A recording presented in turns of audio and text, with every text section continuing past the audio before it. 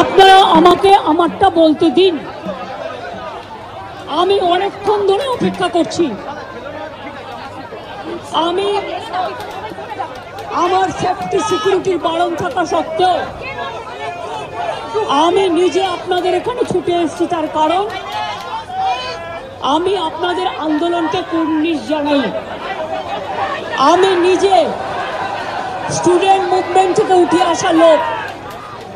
আমি student movement আমি নিজেও অনেক সাফার করেছি জীবনে। আমি জানি আমার পোস্টটা বড় কথা নয়, মানুষের পোস্টটাই বড় কথা।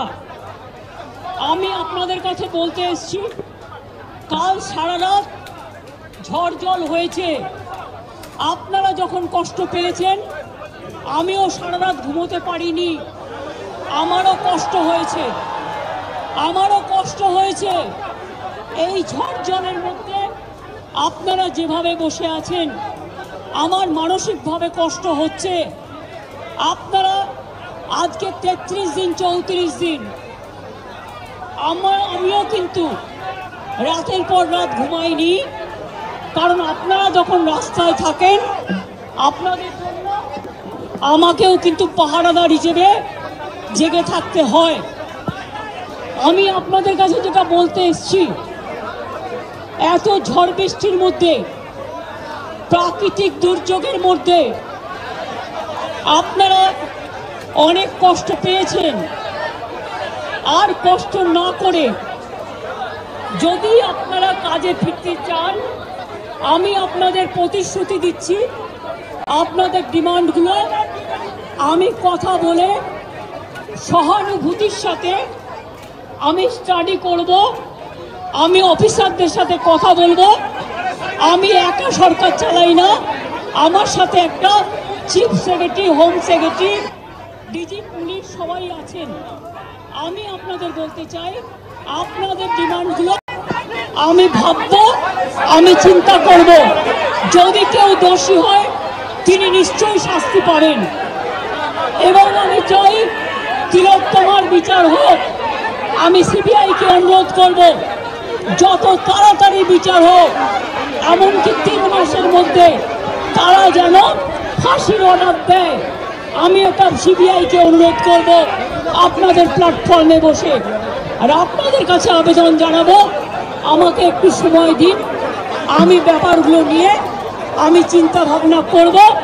যদি আপনাদের আস্থা ভরসা আমার উপর থাকে, আমি কথা বলে সিদ্ধান্ত, অন্তত যদি কাউকে দোষী পাই আমি নিশ্চয়ই নেব। আমি আপনাদের এটুকু বলবার জন্য এসেছিলাম। আমি আশা করি আপনারা এত কষ্টের মধ্যে বৃষ্টিতে ভিজছেন এবং আপনাদেরও পরিবার পরিজন চিন্তায় আছে, এবং আমি মনে করি অনেক মানুষও মারা যাচ্ছেন। আপনারা প্লিজ দয়া করে, আপনারা আমাদেরই ঘরের ভাই বোন, আপনারা কাজে যোগদান করুন। এবং আমি বলতে পারি আপনাদের প্রতি আমি কোনো অবিচার করব না। আমি একটা কথা বলে যাই, হাসপাতালের ডেভেলপমেন্ট, ইনফ্রাস্ট্রাকচার সব কাজ আমরা শুরু করে দিয়েছি এবং করব। আমি সব হসপিটালের রোগী কল্যাণ সমিতিতে আমি প্রত্যেকটা একদম রাজ্য থেকে শুরু করে সব মেডিকেল কলেজ এবং মাল্টি সুপার হসপিটাল, যত রোগী কল্যাণ সমিতি আছে আমি প্রিন্সিপালদের চেয়ারম্যান করব। এবং তাতে জুনিয়র ডাক্তারও মেম্বার থাকবে, সিনিয়র ডাক্তারও থাকবে, নার্সও থাকবে, একজন পাবলিক রিপ্রেজেন্টেটিভ থাকবে এবং পুলিশ থাকবে। এই সিদ্ধান্ত আমি নিয়েছি। আপনাদের আরজিকর মেডিকেল কলেজেরও আমি রোগী কল্যাণ সমিতি ভেঙে দিলাম এবং সব মেডিকেল কলেজের আমি রোগী কল্যাণ সমিতি ভেঙে দিলাম। আমি নতুন করে এটা তৈরি করব। এবং আপনাদের আমি বলতে পারি, বাদবাকি আপনাদের যে ডিমান্ড আছে আপনারা আমাকে বলেছেন, যদি সত্যি কেউ দোষী হয় দোষীরা শাস্তি পাবে। দোষীরা কেউ আমার বন্ধু নয়, দোষীরা কেউ আমার শত্রুও নয়। আর আপনারা যারা ভাবছেন কেউ আমার বন্ধু, আমি তাদের চিনি না। আমি তাদের চিনি না, আমি তাদের জানি না, এবং আমাদের সাথে কোনো সম্পর্ক নেই। তারা এসছেন প্রসেসের মাধ্যমে, এই প্রসেস ফাইনাল হয়ে আমার কাছে আসে, এবং তাই মাত্র 1 মাসের মধ্যে যারা এসছে তাদের কথা খুনের সাথে, মার্ডারের সাথে, দুর্নীতির সাথে যুক্ত থাকে, আমি নিশ্চয়ই সাধ্যমতো চেষ্টা করব কথা বলে অ্যাকশন নেবার। আমি আবার আপনাদের কাছে বিনীত অনুরোধ করব যে আপনারা নিজেদের মধ্যে কথা বলুন, কথা বলে সিদ্ধান্ত নিন এবং আপনারা কাজে ফিরুন।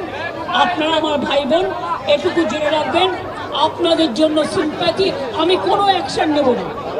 আমি ইউপি পুলিশ নই, ওরা এসমা জারি করেছিল, ওরা 6 মাস মনে রাখবেন স্ট্রাইক র্যালি বন্ধ করে দিয়েছিল। আমি এসব করব না, আপনারা নিশ্চিন্তে থাকুন।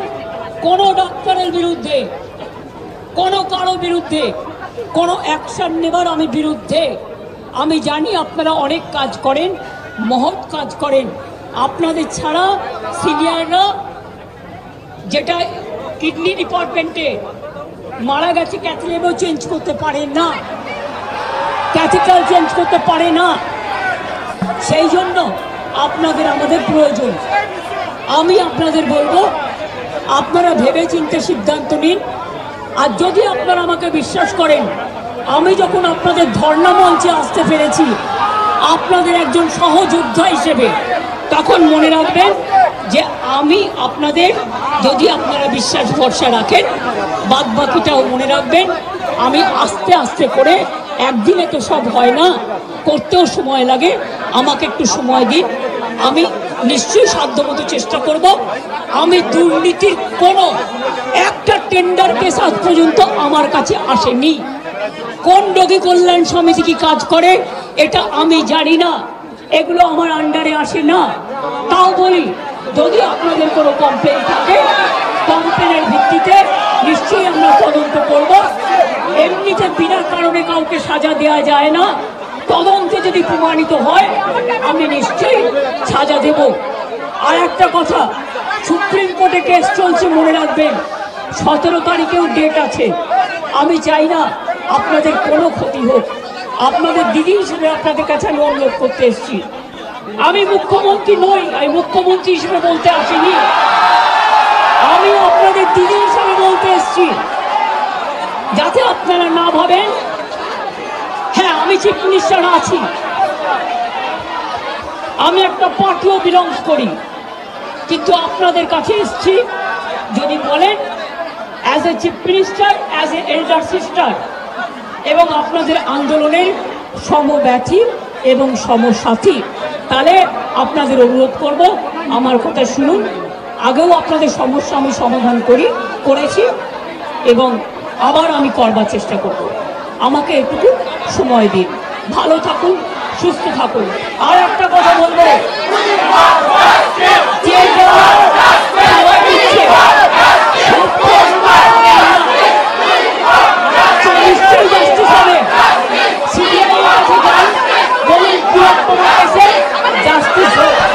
আমি আপনাদের কাছে আবেদন ছাড়া কিছু করতে পারি না, আমি আপনাদের জোর করতে পারি না।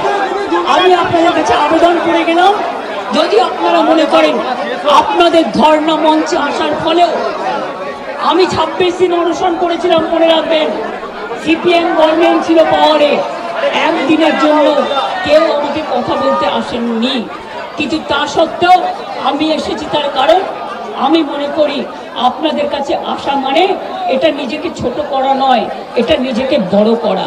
তাই আপনাদের আবার আবেদন করব, আপনারা বসুন, আপনারা আলোচনা করুন, করে সিদ্ধান্ত নিন। আমার এটা লাস্ট চেষ্টা আপনাদের জন্য করে গেলাম। বাদ বাকিরা যদি আমার উপর ছেড়ে দেন, আপনারা জাস্টিস পাবেন, আপনারা ইনজাস্টিস হবে না, এটুকু আমি বলতে পারি। অনেক ধন্যবাদ, নমস্কার, এবং আপনাদের সকলকে অনেক অনেক ধন্যবাদ জানাই। आपका कोई डिस्कशन में